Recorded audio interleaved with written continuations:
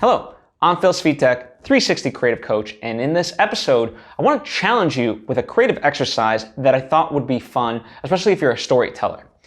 And it's something that I borrowed from Stephen King. I can't verify that it's true for all of his novels, but one of the things that he does say is he always likes to start in the middle of action. And in fact, The Dark Tower, his first book in that series, The Gunslinger, he opens up the book with, "The man in black fled across the desert and the gunslinger followed." The reason I read that is because it highlights his philosophy of starting in the middle of an action, right? So something's already happening. Now I want to take this idea and go berserk with it. It's an idea that I had and I want to see what it would be like. Now, I haven't yet tried this myself, but I do want to do it when the time comes when I'm working on new projects. But in the meantime, in lieu of that, I would love to see you try this creative exercise, especially if you are working on a story of any kind, whether it's a script, whether it's a novel, whatever it may be, right? And that's to imagine the climax of your story, right? And write that and start there.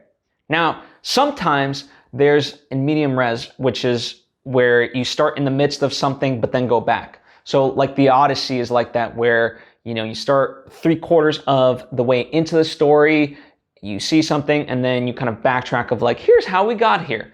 And it's a technique I'm sure you've seen in novels, movies, and whatever else. Like War Dogs is an example of that. It kind of heightens the tension so you're drawn in, and then it eases you into the rest of the story, kind of giving you what you need to know.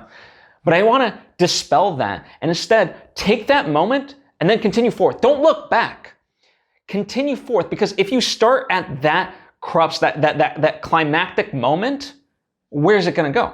Now, I don't know, but one of the things that they say is make your protagonist's life as hard as it can be. Well, if you start at the highest point, imagine how dramatic the climax of your story will actually be if that's where you're starting your story.